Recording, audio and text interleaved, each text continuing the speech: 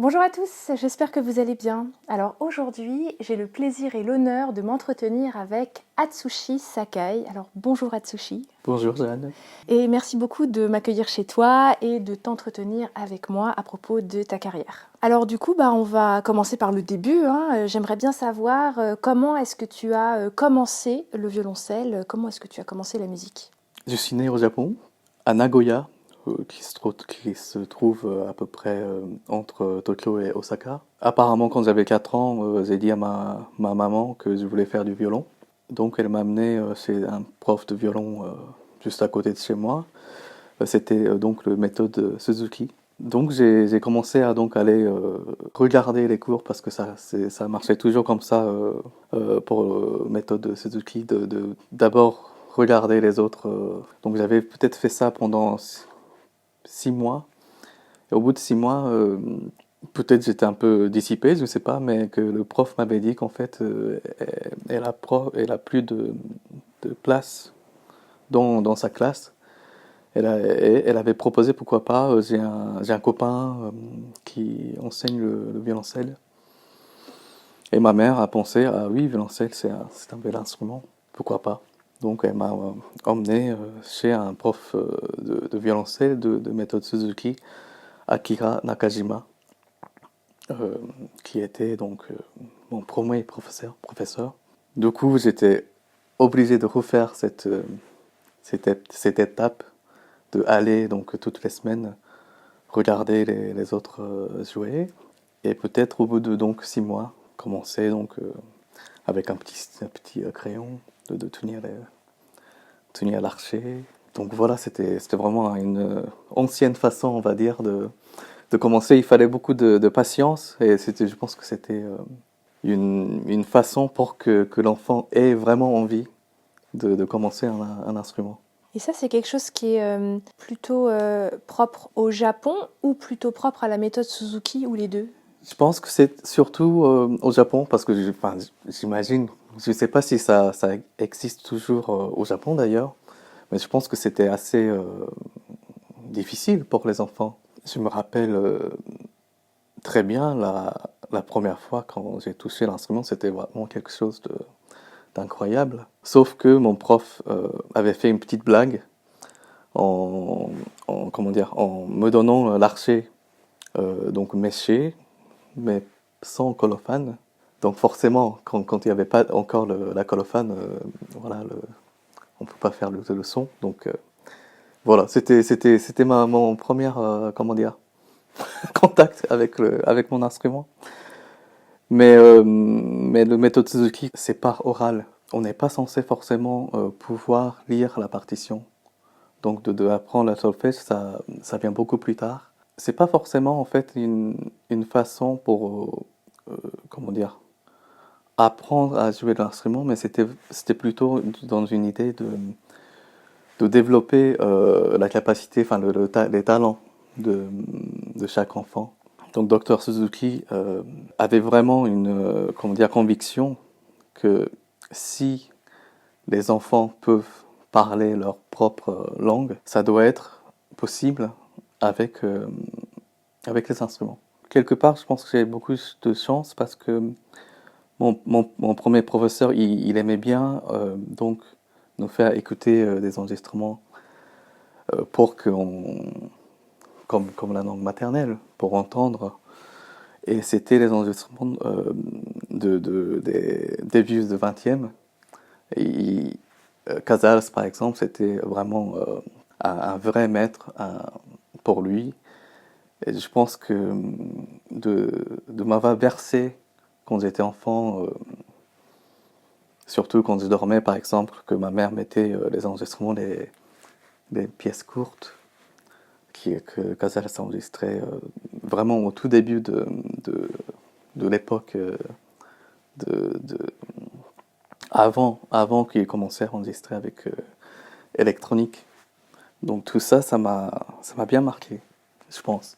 Donc, tu as appris le violoncelle sans utiliser de partition et sans apprendre le solfège pendant longtemps? Pendant assez longtemps, oui. Ma mère qui a fait l'étude de piano, elle, peut-être elle était tout petit peu sceptique de tout ça, donc elle m'a un peu initié à lire les instruments, enfin les notes. Mais voilà, ça n'empêchait pas que j'apprenais quand même les morceaux sans les partitions. Par exemple, le sonate de Vivaldi, on voyait comment les autres enfants jouaient, les doigtés, on voyait comment les professeurs jouaient, les coups d'archet, et surtout les oreilles, pour pouvoir apprendre les morceaux. Ça doit développer la mémoire énormément. Bah, peut-être bien, oui. Euh, mais comment dire, le transmission orale, c'est quelque chose quand même assez courant dans la musique traditionnelle. Et d'ailleurs, par exemple, dans la musique indienne, où rythmiquement ça peut devenir très très compliqué, je pense que voilà, c'est une autre approche, ou une autre exercice, d'autres acrobatie, on va dire. Je suis resté en fait au Japon jusqu'à l'âge de 10 ans.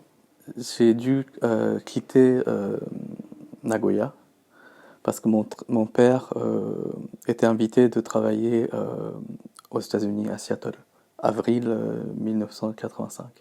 Donc là, ça a dû être un gros changement. Oui, c'était un gros changement.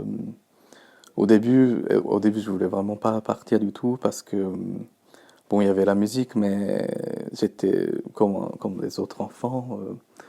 J'aimais bien le sport. J'étais dans une équipe de baseball où voilà, on commençait une nouvelle saison où je pouvais jouer dans une position. Donc je voulais vraiment pas partir. Je vivais aussi avec mes grands-parents. Donc de devoir quitter mes grands-parents, c'était quelque chose de pas imaginable pour moi. Je voulais presque rester. Je voulais presque rester tout seul avec eux, de ne pas forcément changer l'environnement. Après, quand je suis allé à Seattle, j'ai bien vu que c'était aussi... déjà, c'est une belle ville. Il y a beaucoup de nature. Et voilà, je pense que pour les enfants, c'est vraiment une ville chouette. Et donc aux États-Unis, tu as continué ton éducation musicale? Oui. Euh, alors, quand j'étais à Nagoya, il y avait une association qui venait de naître, qui voulait promouvoir la musique de chambre. Et dans ce cadre-là, il y avait le deuxième violoniste de Quatuor Tokyo, Monsieur Ikeda, qui est venu jouer avec un altiste qui était l'alto solo de symphonie de NHK. On avait posé la question à Kikuei, Monsieur Ikeda, s'il connaissait un professeur de violoncelle à Seattle. Il avait une copine qui jouait dans le symphonie Seattle Symphony et elle m'a proposé de travailler avec un violoncelliste qui était dans le Seattle Symphony aussi, qui s'appelle Craig Weaver. J'ai continué également de travailler avec un professeur de méthode Suzuki. Donc en fait, je continuais comment dire, d'être dans cette méthode de Suzuki. Chaque semaine, il y avait donc le cours collectif. À Seattle, il y avait un autre prof de méthode Suzuki, c'est Richard Aaron. Et donc, voilà, chaque semaine, j'y allais dans son cours. C'est quelqu'un de très très drôle, vraiment super pour les enfants. Il jouait euh, dans l'orchestre de chambre à Seattle, Northwest Chamber Orchestra. Et cette, euh, cet orchestre était dirigé à l'époque par un japonais, Heiichiro Oyama, qui était un altiste solo de Philharmonie de Los Angeles. Richard, il voulait que je joue pour lui, peut-être j'avais donc 10 ans, devant Heiichiro. Et quand il m'avait écouté,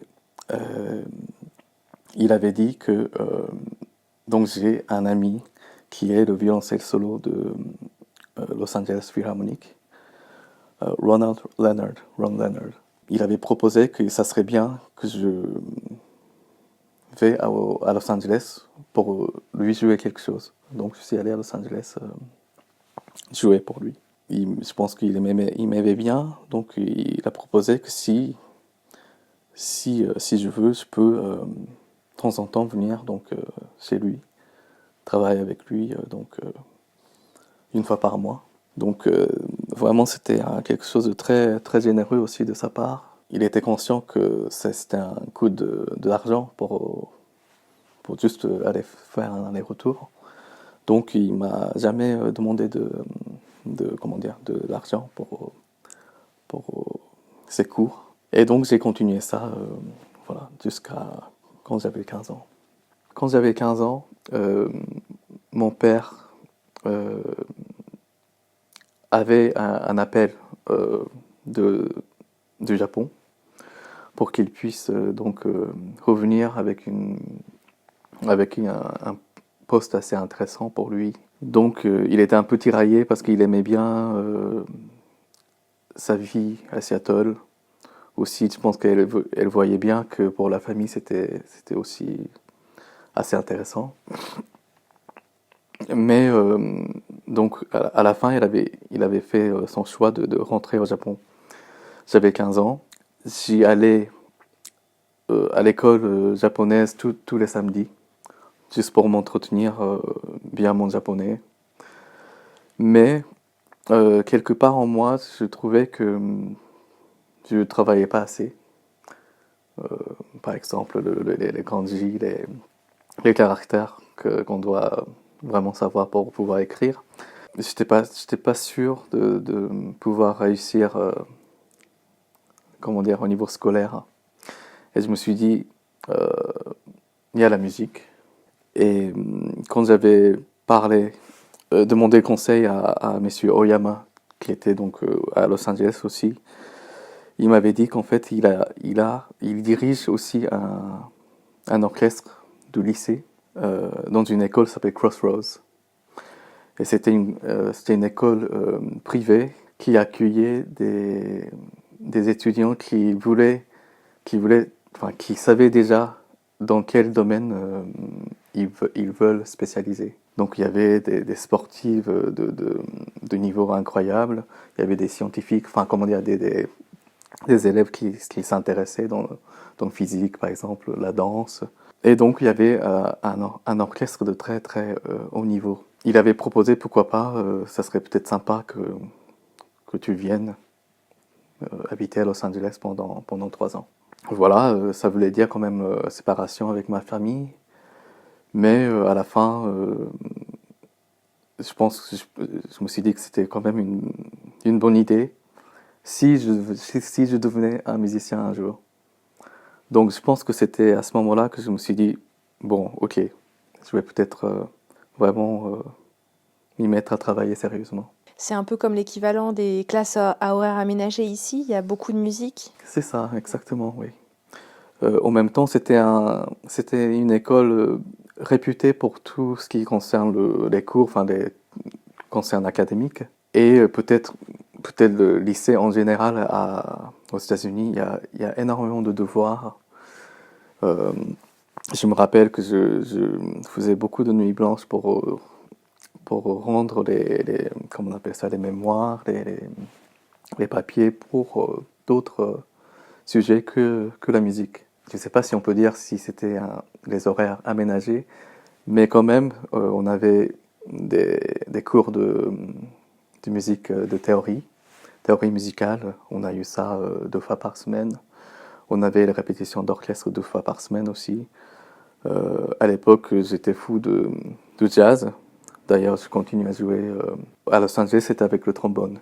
Donc j'étais dans un jazz band en train de jouer le trombone. À 18 ans, donc à la fin de lycée, on doit donc choisir où aller pour continuer les études. Euh, pour moi, c'était certain que c'était soit dans une université pour la musique ou dans un conservatoire. J'avais euh, essayé 3 lieux.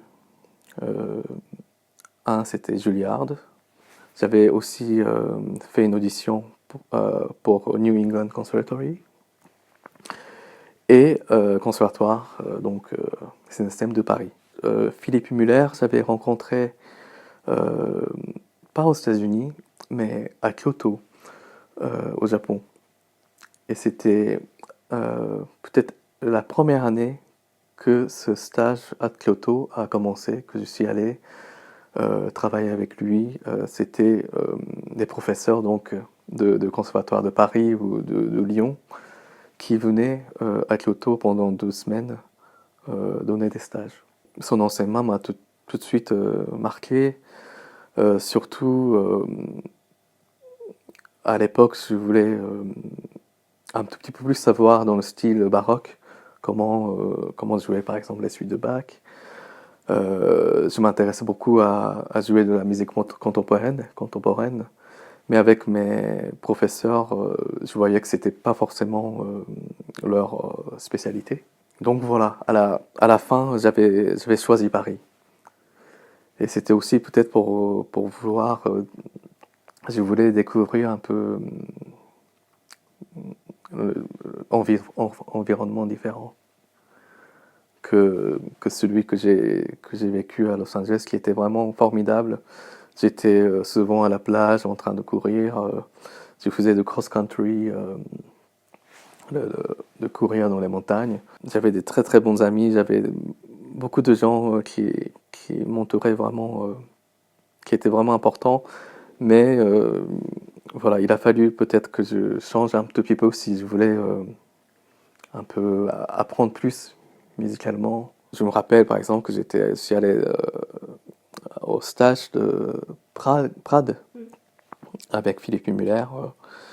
Et juste avant l'audition, où je devais jouer la cinquième suite de Bach, je jouais au foot avec les copains que j'ai rencontrés dans ce stage. Malheureusement, en jouant, je me suis tordu vraiment très sévèrement le, la, la cheville. Je pouvais plus marcher. Et je me rappelle que M. Miller n'était pas très content. Que quand on est violoncelliste, il faut quand même Faire attention. voilà, faire attention de ce qu'on fait. Donc, tu es rentré au Conservatoire de Paris à 18 ans. Oui. Là, encore un grand changement de vie, en fait. Ah oui, c'était vraiment un grand changement et c'était effectivement un choc. Bon, je parlais pas très bien le français non plus. Donc le côté langue, c'était assez dur à l'époque. Je connaissais peu de monde. C'est vrai que j'étais assez seul au tout début de la première année de CNSM. Mais en même temps, voilà, c'était intéressant. Je découvrais une autre atmosphère. Pendant ce temps-là, le troisième année, donc le dernier année avec Miss Muller, j'ai découvert par hasard la viole de gambe. Je crois que j'avais emprunté comme ça un disque de Marat Marais joué par Jordi Savall à la médiathèque et ça m'a complètement bouleversé. C'était vraiment une révélation pour moi. Je trouvais que son jeu de Jordi Savall me rappelait en quelque sorte le jeu de Casals aussi. Et je voulais absolument apprendre cet instrument. Donc j'ai pris un cours d'option au conservatoire. C'était Christophe Coin qui enseignait donc la viole au conservatoire. J'ai fait 2 ans de cours optionnels avant d'entrer dans sa classe de viole de gambe. Quand tu as commencé la viole de gambe, tu as continué aussi le violoncelle à côté? Alors, j'ai continué. Au même temps, je pense que j'ai également passé mon prix de musique de chambre. J'ai commencé également à travailler un peu. Mes premières embauches en France étaient à Bastille, dans l'orchestre de l'opéra, comme remplaçant. Donc, en faisant ça, j'apprenais donc la viole de gambe. Jusqu'au moment, c'est assez fou peut-être quand on pense à l'époque, je ne sais pas si c'est le cas encore, mais j'avais apporté ma viole de gambe parce que peut-être c'était juste après mon cours avec Christophe Coin. Et dans une loge, j'ai sorti ma viole et je travaillais Voilà, je ne sais pas si c'était certainement juste avant le spectacle. Et ça a fait un buzz, comme quoi ce garçon, en fait, il joue du baroque, il joue un autre instrument. Euh, et pour certains musiciens à l'époque, c'était très mal vu. Donc voilà. Après j'étais plus appelé. Ah oui? Oui, bah, mais je pense que ça a forcément changé parce que maintenant, les gens qui jouent dans l'orchestre symphonique, ils s'intéressent à jouer autrement qu'il y a 30 ans. Bah oui. C'est vrai que même pendant mes études et surtout juste après, j'avais la chance que j'avais aussi du travail en tant que continuiste. Euh, L'ensemble s'appelle Talent Lyrique avec Christophe Rousset. À l'époque, c'était Emmanuel Haïm qui faisait le continuo dans cet ensemble. Et Emmanuel, je l'avais rencontrée parce que elle était un des coachs pour un académie à Ambronay euh, que dirigeait William Christie. Et avec Emmanuel, on s'est vraiment sympathisé parce qu'en fait, à l'époque, je faisais aussi une classe d'écriture avec Jean-Claude Reynaud, qui était aussi quelqu'un qui m'a beaucoup marqué, un musicien vraiment incroyable. Tous ses devoirs, tous ses textes que j'ai fait avec lui, tous ses corrections, c'est vraiment encore un vrai trésor pour moi. Et donc, Emmanuel l'avait travaillé également avec lui en harmonie. Et, euh, et voilà, elle avait pensé à moi quand il avait un projet à Drottningholm, en Suède. C'était un opéra de Handel, ça s'appelle Tamerlano. Je pense que c'était le premier projet que j'ai fait avec Christophe Rousset au Talent Lyrique.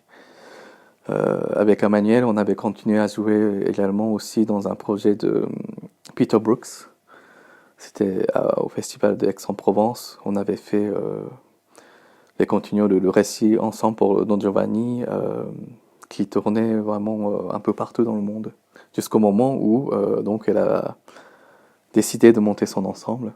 Donc je l'ai suivi dans cette histoire de son ensemble Concert d'Astrée, du départ. Voilà, donc ça c'était vraiment les deux ensembles, le Talent Lyrique et le Concert d'Astrée, que j'ai débuté en sorte ma carrière. Donc du coup, là, as la vingtaine et tu as déjà vécu dans 3 pays différents, super éloignés les uns des autres, avec des cultures différentes, des manières d'enseigner la musique tellement différentes. Donc déjà, tu as un bagage, enfin, ça doit être tellement enrichissant d'avoir déjà vécu tout ça, si jeune. En fait, je pense que la France, c'était très bien pour vraiment réfléchir à qui je suis. Parce que finalement, aux États-Unis, on peut facilement devenir américain. Donc je pensais vraiment comme eux. Enfin, comment dire? Ils m'acceptaient comme eux. Donc c'était.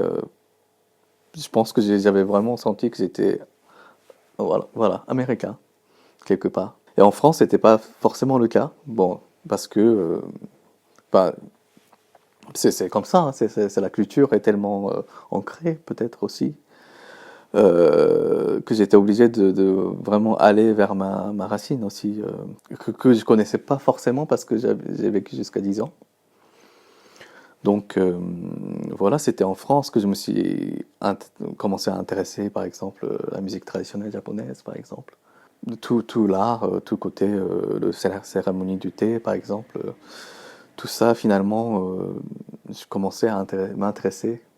Je pense que j'étais assez, comment dire, curieux musicalement, toujours. C'est-à-dire, donc la raison que je suis venu en France, c'était vraiment pour découvrir d'autres choses aussi. J'aimais bien la musique contemporaine, je suivais des stages à IRCAM aussi, par exemple. Et au conservatoire, je fréquentais beaucoup de musiciens qui étaient dans la classe de jazz. À l'époque, on pouvait encore fumer à l'intérieur, en bas, et j'aimais bien l'ambiance qu'il créait un peu dans ce sous-sol au conservatoire. Donc ils sont devenus mes copains, et il y avait un saxophoniste qui s'appelle Christophe Monio, qui voulait monter un groupe avec moi, avec un violoncelle dans son groupe.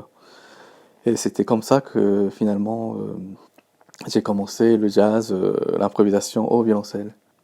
Jusqu'à maintenant, je continue donc à fréquenter ce milieu que j'aime beaucoup, le jazz français, avec des gens vraiment formidables, très très inspirants. C'était aussi comme ça que j'ai finalement entretenu le violoncelle moderne, pendant que je faisais beaucoup de musique ancienne. Voilà, quelque part, je pense que j'ai beaucoup de chance de pouvoir faire beaucoup de musique différentes. Oui, peut-être le fait que j'ai passé quelques frontières comme ça, Japon, Amérique, l'Europe. Il n'y avait pas forcément de frontières entre les musiques, comment dire, musique classique, musique de jazz ou musique traditionnelle. D'ailleurs, j'ai commencé à sérieusement composer depuis quelques années, et je vois qu'en fait, dans ce que j'écris inconsciemment, il y a beaucoup d'influences qui sortent inconsciemment de toutes ces années vécues. Qui se mélangent aussi? Qui se mélangent, oui. Peut-être d'ailleurs aussi parce que la composition, j'ai commencé par mes propres groupes de jazz. J'avais un quatuor à cordes qui tournait pas mal, s'appelle le quatuor Ixi. On jouait nos propres morceaux. Quand on est musicien, c'est vraiment utile d'aller dans les créations, de se mettre à composer, qui était l'esprit de tous ces musiciens baroques, enfin comment dire, de musique ancienne. Parce que finalement, les interprètes étaient les compositeurs et qui jouaient leur propre musique.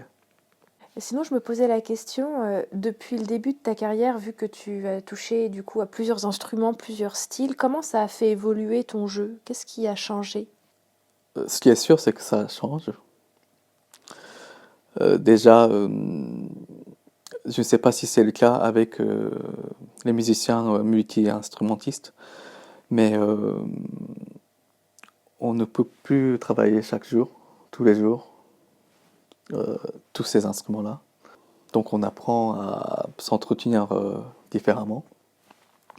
Et au niveau de jeu de violoncelle moderne, c'est sûr que ça a bien changé, dans le sorte qu'en fait, il faut perfectionner, je pense, chaque instrument jusqu'au moment où on est vraiment à l'aise.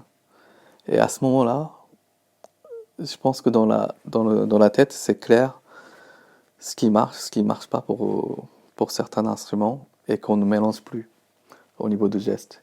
Et à partir de ce moment-là, euh, ça devient bénéfique.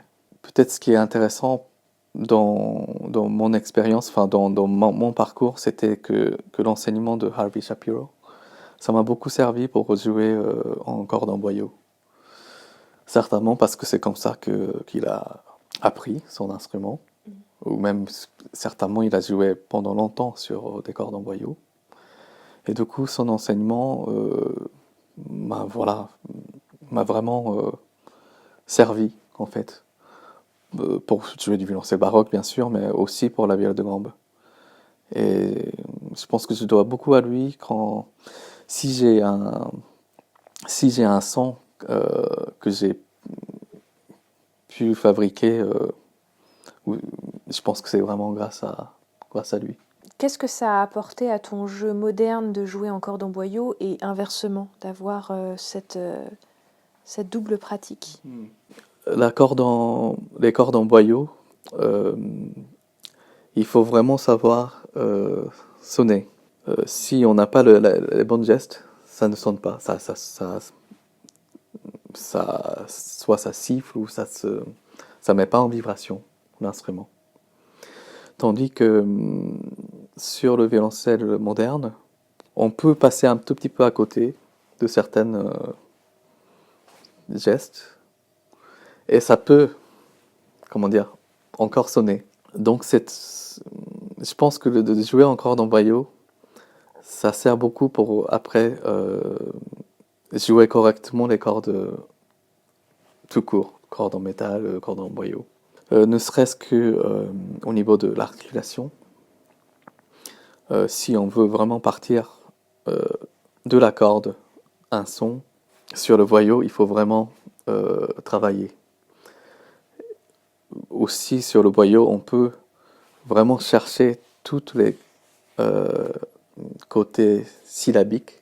On peut chercher un de, un me, un t. Toute cette variation-là est très très fertile. Et du coup, quand je travaille sur le corde en métal, j'essaye toujours d'avoir cette variation de articulation. Je ne sais pas si c'est le fait que donc j'avais accompagné beaucoup de chanteurs dans les récits. Et bon, on n'est pas forcément obligé de toujours suivre les chanteurs, mais quand on fait par exemple des récitatives secs, récitativo secco, du coup, le pauvre violoncelliste, il tient pas forcément toujours les notes. Ils font juste les notes courtes de temps en temps, ou un tout petit peu plus longues, ou selon les intentions. Cette école m'a peut-être aidé de comprendre comment on peut, ne serait-ce qu'une note, exprimer quelque chose de très précis. Et forcément peut-être avec les syllabes que les chanteurs mettent. Voilà, c'est des choses qui peut être différent pour un autre musicien. C'est juste un parcours que j'avais fait et que voilà, j'ai essayé de travailler. Et Atsushi, je me posais aussi la question de quand tu es sur scène, comment est-ce que tu gères le track en fonction de ce que tu joues, si tu es en continuiste ou si tu es en soliste ou en musique de chambre, à l'orchestre. Alors le track, c'est vrai que c'est quelque chose qui peut arriver, qui peut m'arriver, et c'est que j'aime pas ça, c'est sûr. Du coup, j'essaye de pas avoir pas être dans ce stade-là. Donc, bon, quand le track arrive sur scène, je dis tant pis, voilà, ça arrive, calme-toi, respire. Mais pour moi, c'est fini quand ça arrive. C'est-à-dire, du coup, ce que j'ai essayé de trouver, c'était de vraiment préparer, en fait, de ne pas avoir, avoir le moins de track possible. Il y a un livre, d'ailleurs, qui m'a un peu apporté. C'était apparemment, j'ai su après que c'était le livre que Jordi Sabal conseille à ses élèves de lire. C'est un livre d'un Allemand qui est allé au Japon apprendre le tir à l'arc, à la japonaise. Et quand j'ai lu ce livre, effectivement, j'ai compris qu'en fait, sur le moment, il faut avoir le moins de choses à penser. C'est-à-dire, le moment difficile arrive, ou le moment instant arrive. Et si on a trop de choses à gérer, ça devient difficile. Du coup, le professeur de tir à l'arc disait, mais c'est important de toujours imaginer la situation en avance. Alors ça aide, je ne sais pas si c'est la même chose pour les sportives, mais par exemple quand je sais où je vais jouer, si je connais le lieu déjà, j'essaie de imaginer dans la tête le lieu, comment c'est, l'ambiance, la lumière, et j'essaie de faire un film dans ma tête, en train de jouer dans ce lieu-là, d'imaginer que ça se passe bien, et d'imaginer que je suis en train de bien jouer, par exemple. Donc ce travail-là, finalement, m'a, je pense, aidé pour vaincre quelques tracs qu'il pouvait avoir. Quand on est violiste, par exemple, et quand on joue les passions de Bach, c'est quelque chose d'incroyable. quand le moment venu de solo arrive. La première fois que j'ai dû jouer ça en concert, déjà en fait le fait d'attendre presque 1 heure et demie avant de jouer, c'est pas comment dire le plus c'est pas la manière la plus simple pour gérer le track. Mais voilà, au fur et à mesure, on apprend. On apprend à comment gérer ça. Mais je dis tout ça, mais en fait, d'habitude, j'ai pas forcément ce track-là pendant le concert. Effectivement, j'aime bien vivre l'instant présent. C'est vraiment ce qui est le plus formidable quand on fait la musique, je trouve. Que, c'est vraiment le moment où on oublie tout le reste de ce qui se passe, de ta vie quotidienne. Effectivement, quand on est musicien, c'est très important de vivre ces instants présents sur le moment. Quand je parle techniquement, précisément au niveau de pratique de comment ça se passe de jouer le violoncelle, je pense que quelqu'un comme Starker qui disait que lui, quand il joue, le 80% de sa tête, il pense ce qui va se passer juste après. Et je trouve que cette préparation dans la tête pour bien jouer est assez important. C'est-à-dire, c'est sûr qu'on veut jouir le moment où on fait le son, le moment où on exprime vraiment, partager quelque chose avec le public. Et en même temps, tu as cette responsabilité d'assurer comment ça va se passer juste après. Donc, c'est pareil, hein, quand on est chef d'orchestre. Finalement, ce qu'on fait comme geste, c'est des préparations. C'est des préparations de ce qui va se passer après.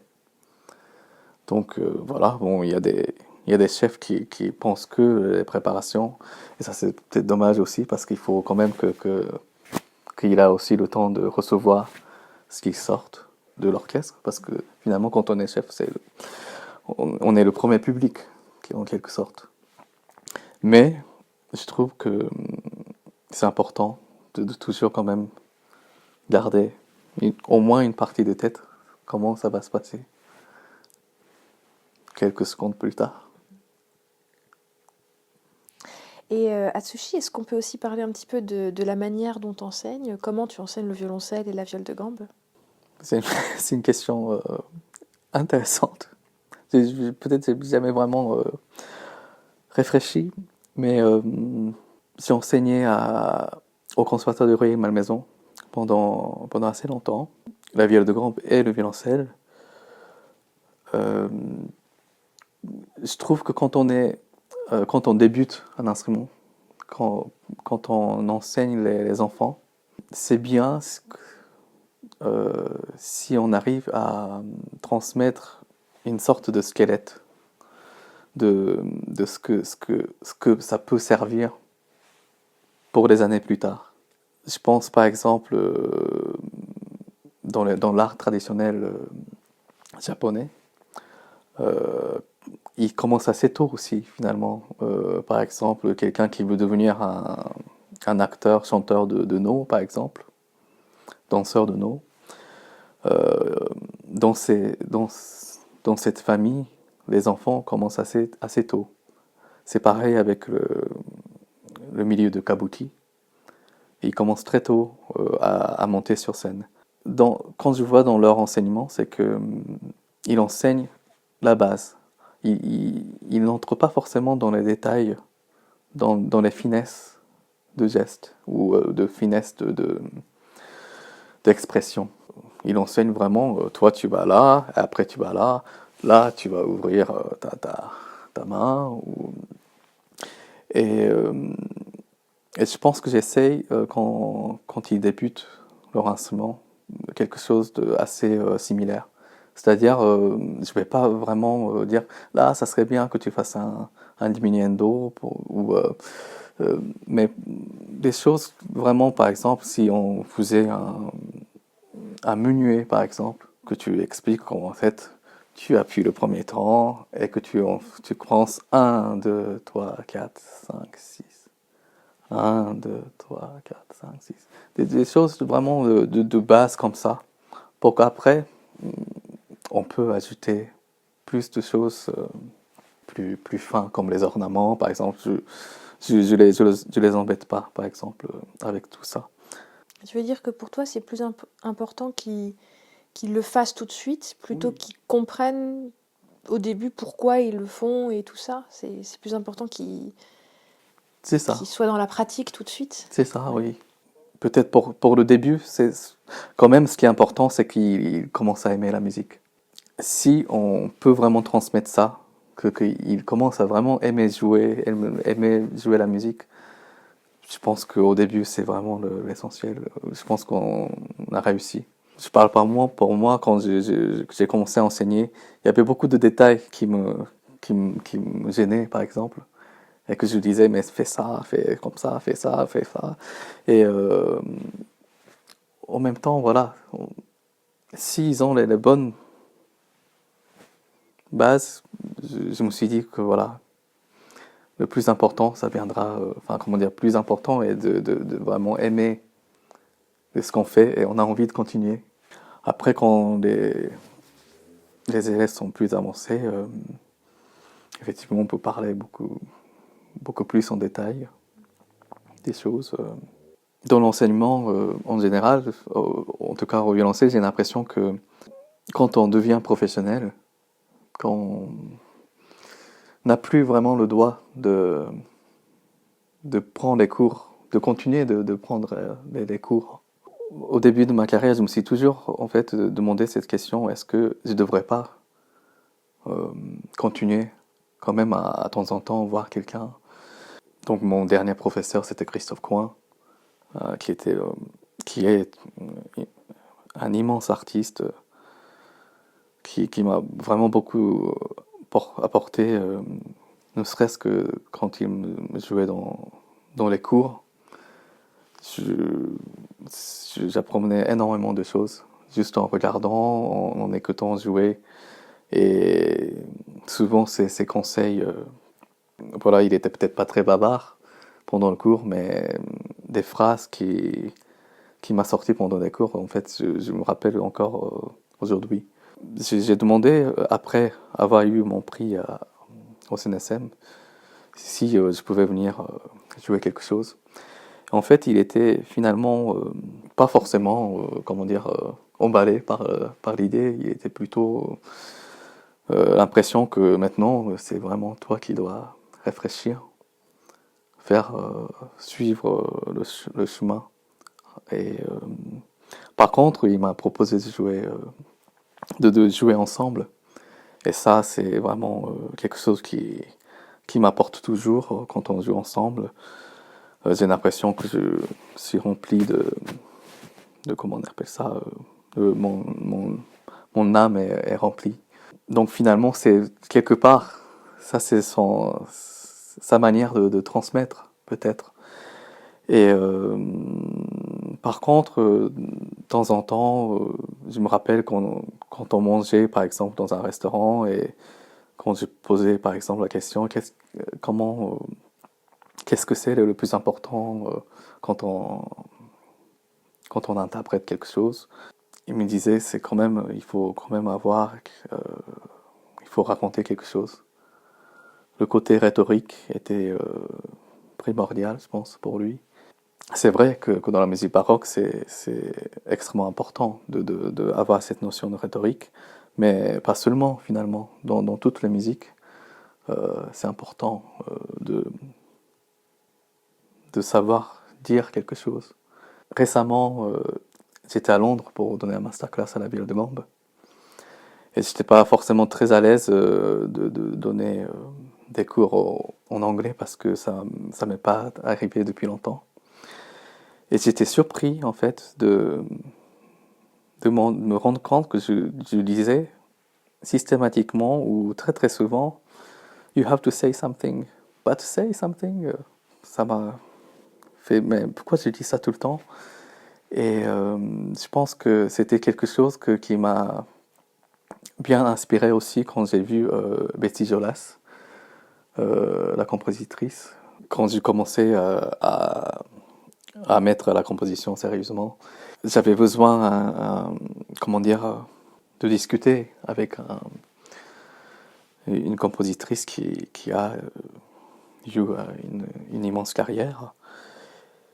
Et je ne sais pas comment j'avais posé la question, mais je pense que j'avais posé quelque chose comme comment vous avez trouvé votre style ou votre langage.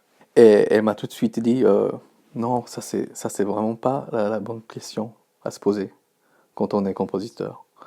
Quand on est compositeur, le plus important c'est il faut savoir ce que toi tu as à dire à travers ta musique. C'est pas forcément le style ou le langage qu'on doit se poser. Elle était contre des professeurs de composition qui disaient mais you have to find your language, your proper language. Euh, Elle était contre tout ça. Et en fait, ça m'a bien débloqué. Et je pensais qu'elle avait raison pour tout, finalement, quand on interprète euh, un instrument au violoncelle. Que le plus important, c'est quand même qu'on a quelque chose à dire qui n'est pas qui est inexplicable avec les mots, mais c'est des choses qu'on veut transmettre, des sentiments, de ce qu'on est en train de vivre. Je pense que au début de ma carrière, je, peut-être j'avais trop peur d'être trop personnel dans ce que je voulais transmettre. Mais finalement, j'ai compris aussi au fur et à mesure de interpréter, par exemple, le même morceau, que, que c'est important d'être personnel, de pouvoir raconter quelque chose qui vient de tes propres expériences. C'est cette manière-là qu'on arrive finalement à toucher une sorte de vérité. Avant, je cherchais peut-être une sorte de vérité absolue que le compositeur avait comme intention au départ et qu'on essaye de comprendre ça. Mais finalement, c'est pas forcément le, le plus, comment dire, plus nécessaire. Je pense que si on a quelque chose, à travers ces musiques, quelque chose à dire, euh, ça devient, ça touche plus la vérité. Euh, tu peux dire que c'est une vérité relative, mais on devient plus authentique et ça touche plus les gens par ta personnalité, ta propre expérience personnelle, pour justement toucher quelque chose d'universel qu'on sent, euh, que tout le monde se sent à l'intérieur.